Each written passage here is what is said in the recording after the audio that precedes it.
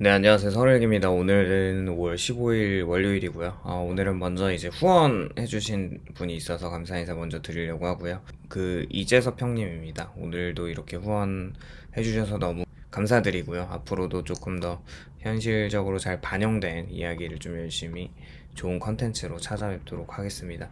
오늘은 이제 파이어족에 관한 이야기 중에서 조금 이제 공감되는 부분이 있어서 얘기를 해보려고 하는데, 한 50대 중년 부부였던 것 같은데, 일단은 자영업을 하시다가 좀 이렇게 정리를 하시고 그 아파트가 있었는데, 시가 한 2억 5천만 원 정도의 아파트였고, 그걸 팔아서 빌라에 이제 역세권에 5천만 원 정도의 빌라로 들어갔어요. 그러니까 이제 반지하 정도인데 거기 들어가서 이렇게 도배나 장판이나 뭐 이런 것들 다 하고 5천만 원에 세팅을 한 다음에 이제 기존에 가지고 있던 현금 모두 갖고 있는 거가 다 합쳐져서 한 4, 5억 정도가 되는데, 그걸 이제 주식이나 이제 배당에 조금 세팅을 해서 살아가는 것 같습니다. 근데 이분의 어떤 이야기를 들어보면은 이제 자녀가 없으시고 결국에 월에 한 300만 원 정도면은 충분히 살아가는데, 이제 그 배당금 나오는 거랑 이제 월에 한 소일거리 하면서 한 100만 원 정도를 번다고 하세요. 그래서 이제 이렇게 300만 원 정도로 살아가는데, 양가에 이제 부모님들 뭐 용돈 좀 드리고 남는 한 200만 원 정도로 생활을 하기에 충분하다고 합니다. 근데 이게 조금 자영업을 하시는 분들은 아시겠지만 지속적으로 좀 어려운 이런 사업을 영위하기보다는 좀 사업을 다 정리하고, 또 이제 집이라고 하는 부분을 다운사이징을 해서 또 현금을 만들어서 현금 흐름을 창출을 하는 거죠. 이런 배당금 같이 받아서 하는 노후를 위한 환경을 좀 재배치하는 것이 굉장히 좀 바람직하다고도 생각합니다. 그러니까 집이라는 게 사실 오르는 집만 오르고 좀뭐 그렇지 않은 집들은 계속 횡보한다고 하면은 결국에 이제 우상향하는 주식들을 잘 담아서 인덱스를 담아서 뭐 배당을 계속 받으면서 현금 창출을 하는 게 조금 더 나을 수 있다는 생각이고, 왜냐하면은 아무리 집이 가격이 오르고 좀 넓은 집에 살고 있어도 그렇더라도 현금 흐름이 발생하지 않는 상황에서 집만 이렇게 넓다면 그걸 깔고 앉는 거잖아요. 결국 그걸 전세로 주거나 뭐 월세로 돌리거나 이런 것들을 하지 않는다면, 그 뭐 이제 재산세나 이렇게 여러 가지의 그 부대 비용, 또 일을 안 한다면은 건강보험료가 재산에 책정되기 때문에 엄청나게 많이 잡혀서 뭐 사람마다 이제 성향이 다를 수는 있지만 이렇게 집을 다운사이징 하는 거에 대한 선택은 매우 현명하다고 생각을 좀 해봤습니다. 결국에 이제 한국 사회에서는 앞으로 집이라는 곳이 이제 사람들이 결국 돈을 모아서 집을 사는 어떤 행동은 끊이진 않을 거예요. 왜냐면 부동산이라고 하는 것도 실물 자산과 어떻게 보면 인플레이션을 방어하는 자산의 그 동시에 기능을 하는 굉장히 좋은 자산이기 때문에 좋다는 거죠. 근데 이제 우리나라의 문제점이 한 70%의 사람들의 자금이 부동산에 다 쏠려 있다는 것이고, 30% 정도가 이제 금융자산이나 그것도 주식이 아니라 그냥 예금 정도로 묶여 있다는 것인데요.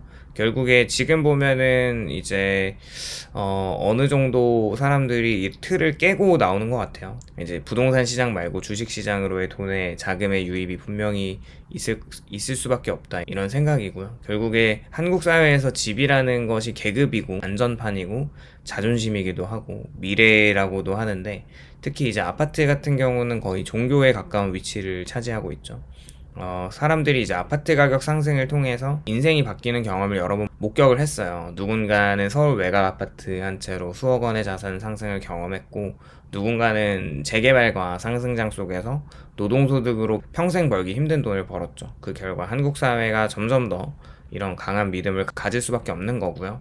결국에 저는 이런 그 부동산 불패라는 말에 동의합니다. 웬만한 투자 못지않은 자산이 부동산이라고 생각을 하고 있어요. 그렇게 보면 이제 지금의 50대 부부의 선택은 살던 아파트를 팔고 작은 평수의 빌라와 저렴한 주거로 이동해서 남은 현금을 확보한 이후에 그 돈으로 배당 포트폴리오를 만들었고 월 현금 흐름을 중심으로 살아가는 이런 삶인데, 이제 사람들의 어떤 삶의 양식이나 좀 형태가 다 다르잖아요. 그러니까 50대, 60대가 됐을 때 일을 계속 하면서 경제적인 활동을 활발하게 하시는 분들도 계시지만, 어쩌면은 조금 시간을 좀 자유롭게 쓰자는 이런 가치관에서 좀 현금 흐름을 내가 일하지 않아도 어느 정도 생활비를 좀 커버할 정도로 나온다면은 내가 그렇게 노동이라고 하는 것에 얽매이지 않고 내 시간을 온전히 좀 쓰면서 살아갈 수 있다는 관점은 매우 좀 설득력이 있고, 요즘에 사람들이 이렇게 파이어 운동을 하는 이유이기도 합니다. 결국 사실 이런 이야기를 하는 이유는, 어떤 사람들은 다수의 사람들일 거예요. 이 전략을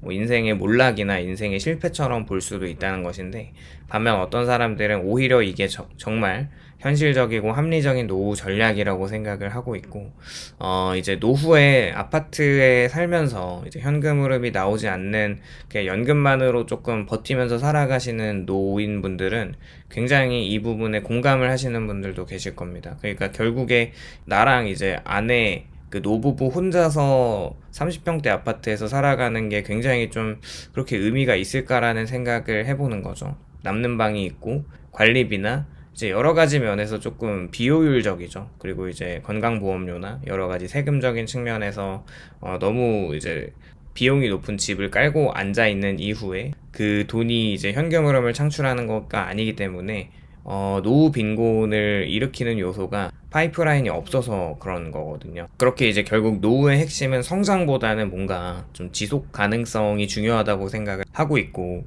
은퇴자에게 노동소득이 거의 없다면, 즉 매달 돈이 빠져나가기만 한다면, 이런 상황에서 가장 위험한 것은 집값의 하락이나, 사실 더 무서운 것은 현금 고갈이죠. 왜냐하면 생활은 현금으로 하기 때문에. 그런데 병원도 현금이 필요하고, 음식도 돈이 필요하고, 관리비 내는 것도 돈이 필요하고, 그래서 많은 은퇴자는 자산 대부분이 부동산에 묶여 있다는 것이, 이 상태에서는 자산이 있어도 생활이 답답해질 수밖에 없죠.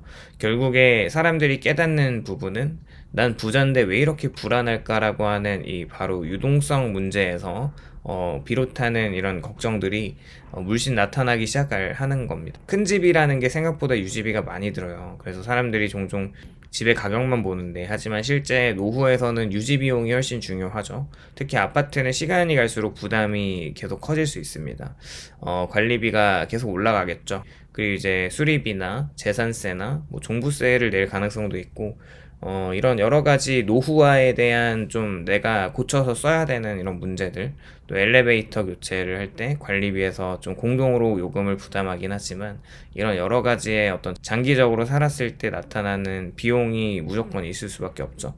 그렇게 보면 젊을 때는 감당이 가능한데 은퇴 후에는 상당히 부담이 되는 것을 보면은, 이제 반면에 작은 빌라나 저렴한 주거는 관리비 부담이 거의 없고 세금 부담이 없어지죠. 거의 생활 자체가 매우 단순해질 수 있는데, 특히 이제 뭐 혼자 산다거나 부부만 산다고 하면은 큰 공간은 점점 관리하는 게 피로도를 증폭시킵니다. 그래서 일부 사람들에게는 작고 단순한 집이 미니멀리스트의 어떤 그 삶의 양식이 삶의 질을 높이는 방향이 될 수가 있는 거죠.